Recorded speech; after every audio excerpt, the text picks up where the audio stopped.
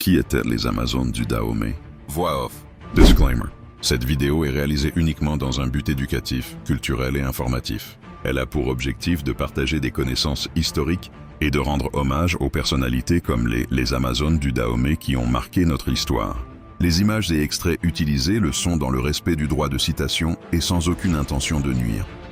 L'émergence des guerrières. Le royaume du Dahomey, situé dans l'actuel sud du Bénin, était puissant et redouté.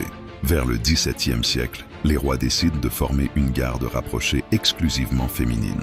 Ce qui n'était au départ qu'une garde du palais, devint vite une armée d'élite. Elles se sont appelées Mino, Nomères, un corps d'élite de femmes guerrières, prêtes à mourir pour défendre leur terre. Elles sont connues sous le nom d'Amazones du Dahomey. Ces femmes s'entraînaient chaque jour.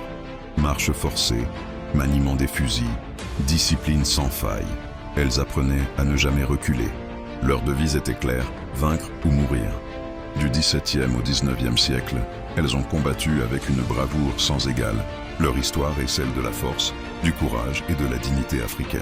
Des combattantes redoutées. Les Amazones ne restaient pas confinées au palais.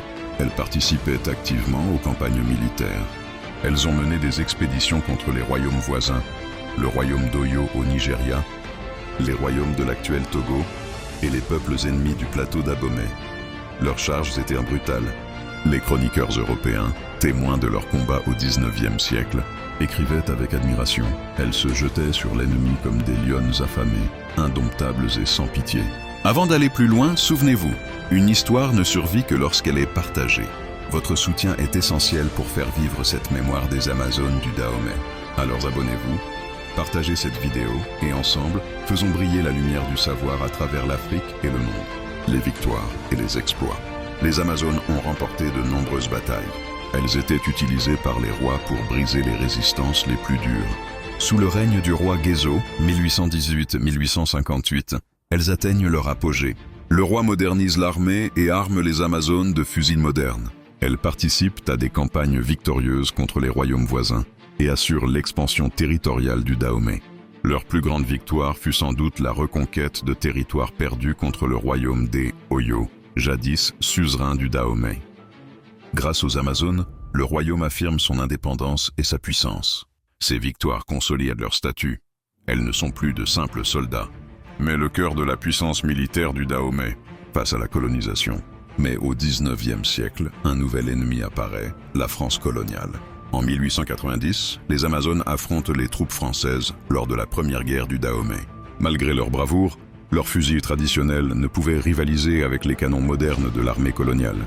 En 1892, lors de la seconde guerre du Dahomey, elles se battent jusqu'à la dernière goutte de sang, protégeant le roi Béhanzin et la capitale Abomey. Même les généraux français reconnaissaient leur courage exceptionnel. L'une de leurs dernières résistances héroïques eut lieu lors de la bataille de Cotonou, où elles chargèrent à découvert contre des canons français. Beaucoup tombèrent, mais leur nom entra dans la légende, héritage et mémoire. Après la défaite du Dahomey en 1894, les Amazones furent dissoutes, mais leur héritage ne disparut jamais. Elles restèrent dans la mémoire populaire comme le symbole d'une Afrique résistante, refusant la soumission. Aujourd'hui, elles inspirent les historiens et écrivains, le cinéma, The Woman King 2022, et surtout la jeunesse africaine. Au Bénin, la statue géante de l'Amazone inaugurée en 2022 est un hommage à leur courage et une manière de rappeler au monde que l'Afrique a ses propres héroïnes. En conclusion, les Amazones du Dahomey n'étaient pas des légendes. Elles étaient réelles. Elles ont combattu, elles ont vaincu, elles ont résisté. Elles prouvent que la femme africaine n'a jamais été une spectatrice de l'histoire, mais une actrice centrale, une bâtisseuse de nations, une gardienne de la dignité. Aujourd'hui encore, leur voix résonne comme un appel. Ne reculez jamais face aux défis. Luttez avec courage. Et souvenez-vous que votre histoire est une arme, une lumière et un héritage. Merci pour votre attention. N'oubliez pas de vous abonner, de partager et de nous laisser un commentaire pour faire vivre cette mémoire des Amazones du Dahomey. Ensemble, faisons résonner ces voix de l'Afrique, bien au-delà des océans.